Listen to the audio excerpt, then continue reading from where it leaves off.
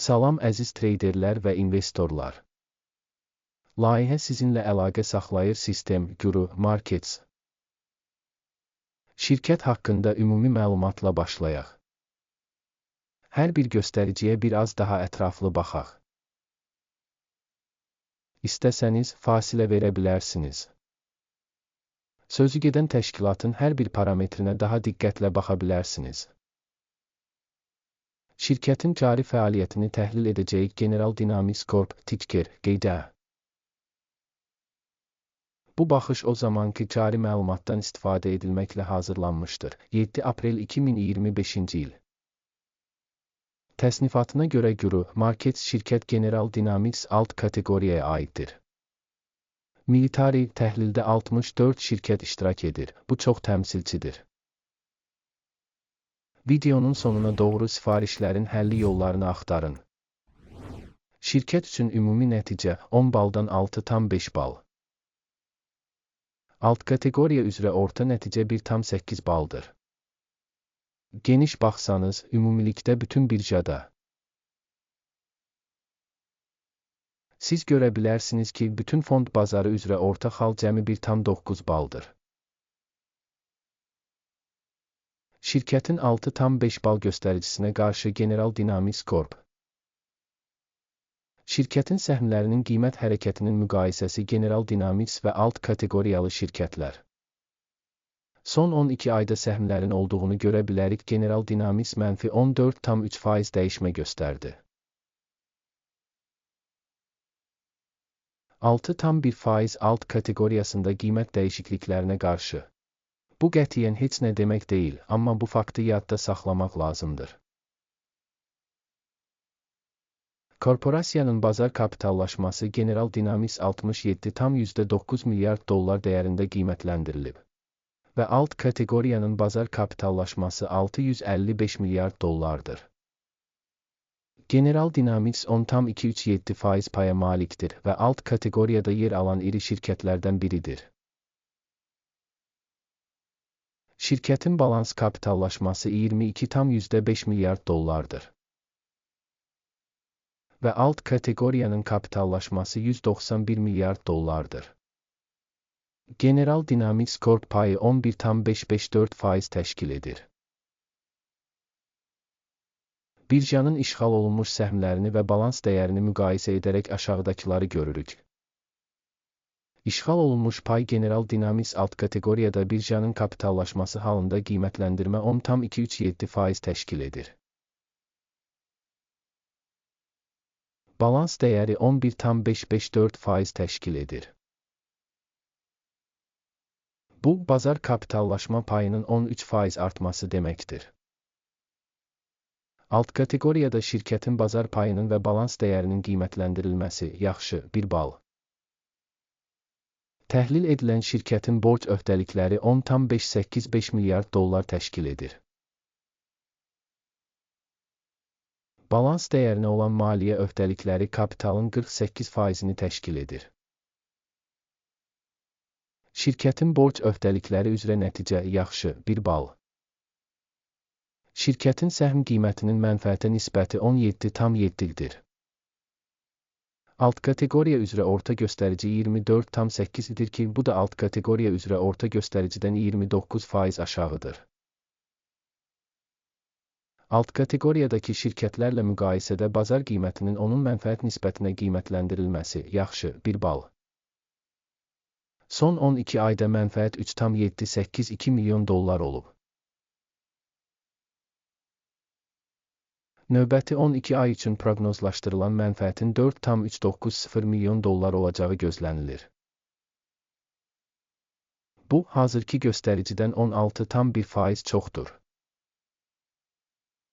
Alt kateqoriyadakı şirkətlərlə müqayisədə proqnozlaşdırılan gələcək mənfəət göstəricilərinin qiymətləndirilməsi yaxşı, 0,5 bal.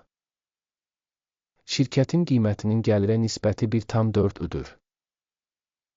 Alt kateqoriya üzrə orta göstərici 1,7-dir ki, bu da alt kateqoriya üzrə orta göstəricidən 18% aşağıdır. Alt kateqoriyadakı şirkətlərin göstəriciləri ilə müqayisədə şirkətin birja dəyərinin onun gəlirinə qiymətləndirilməsi yaxşı, 0,5 bal. Son 12 ayda gəlir 47,710 milyon dollar olub. Gələcək 12 ay üçün proqnozlaşdırılan gəlirin ilkin olaraq 55,380 milyon dollar olacağı gözlənilir. Və bu, indiki vaxtdan 16% çoxdur. Alt kateqoriyadakı şirkətlərin göstəriciləri ilə müqayisədə proqnozlaşdırılan gələcək satış həcmlərinin qiymətləndirilməsi yaxşı 0,5 bal. Satış marjası 7,9%, alt kateqoriya üzrə orta hesabla 6,8% təşkil edir. Alt kateqoriya üzrə orta göstərici ilə şirkətin göstəriciləri arasında fərq 1,1% təşkil edir. Alt kateqoriyadakı şirkətlərin göstəriciləri ilə müqayisədə satış marjasının qiymətləndirilməsi yaxşı 0,5 bal. Alt kateqoriyada işçilərin sayı baxımından şirkətin payı 11,526% təşkil edir. Bu da bazar kapitallaşmasının payından 13% çoxdur. Və bu, şirkətin səhm qiymətində balanssızlığı əks etdirir. General Dynamics Corp daha az qiymətləndirməyə doğru. Şirkət işçisinə düşən bazar kapitalının məbləği 573 min dollardır. Alt kateqoriyada isə 646 min dollar var. Alt kateqoriya üzrə orta göstərici ilə şirkətin göstəriciləri arasında fərq 11,3% təşkil edir. Alt kateqoriyadakı göstəricilərlə müqayisədə bir işçiyə düşən şirkətin bazar kapitalının miqdarının qiymətləndirilməsi yaxşı 0,5 bal. Fərdi işçiyə düşən mənfəətin məbləği 32,3 min dollardır. Alt kateqoriyada orta 26,1 min dollar. Və alt kateqoriya üzrə orta göstərici ilə şirkətin göstəriciləri arasında fərq 24%dir. Alt kateqoriyadakı şirkətlərin göstəriciləri ilə müqayisədə şirkətin hər bir işçisi üçün mənfəətin qiymətləndirilməsi yaxşı 0,5 bal. Şirkətin hər bir işçisinə düşən satış 408 min dollardır. Alt kateqoriyada isə 382 min dollar var. Alt kateqoriya üzrə orta göstərici ilə şirkətin göstəriciləri arasında fərq 7%dir. Alt kateqoriyadakı şirkətlərin göstəriciləri ilə müqayisədə fərdi işçiyə düşən satışın qiymətləndirilməsi yaxşı 0,5 bal. Qısa səhmlər %1, alt kateqoriya üçün orta hesabla 2% təşkil edir. Bu, qısa bir sıxılma riskinin qiymətləndirilməsidir. Göstərici rəası 14 şirkət üçün %35 səviyyəsini göstərir. General Dynamics. Alt kateqoriya üçün isə RSI səviyyəsi 14, təxminən 35% təşkil edir. Texniki baxımdan alt kateqoriyadakı səhmlərlə təxminən eyni qiymətləndirilir. General Dynamics Corp. Şirkətin səhmlərinin faktiki qiyməti təxminən 250 dollardır. Şirkətin səhmləri üçün konsensus qiyməti 288 dollar ətrafındadır. Hazırki təxminlə konsensus proqnozu arasındakı fərq təxminən 15%dir. Gəlin sizin üçün mövcud olan sifariş cədvəlinə keçək, ona keçid bağlanmış şərhdədir.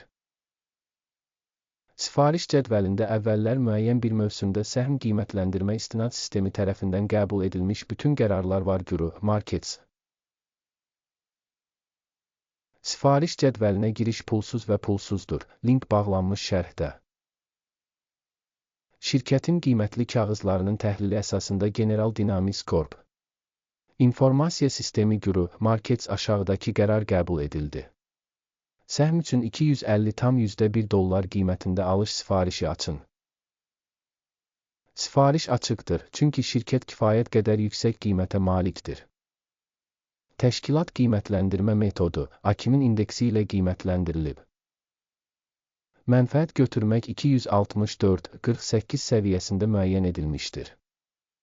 Stop loss 235,54 səviyyəsində müəyyən edilib. Sifarişin mənfəət götürmək və ya zərəri dayandırmaq yolu ilə bağlanmadığı halda, sonra əməliyyat 7 may 2025-ci il tarixli mübadilə sessiyasının nəticələrinə əsasən müstəqil olaraq müəyyən edilir. və ya bu tarixdən əvvəlki son ticarət günündə. Ticker, RCAT, balanslaşdıran satış ticarətidir. Balans əməliyyatı ilə bağlı video bu kanalda yayımlanacaq və ya artıq yayımlanıb. Sifarişlərdən birini bağlayarkən, əsas və ya balanslaşdırma. İkinci sifariş avtomatik olaraq müəyyən edilir. Sona qədər izlədiyiniz və məlumat və arayış sistemindən istifadə etdiyiniz üçün sizə təşəkkür edirik Guru Markets. Siz bütün planetin ən gözəl tamaşaçısınız.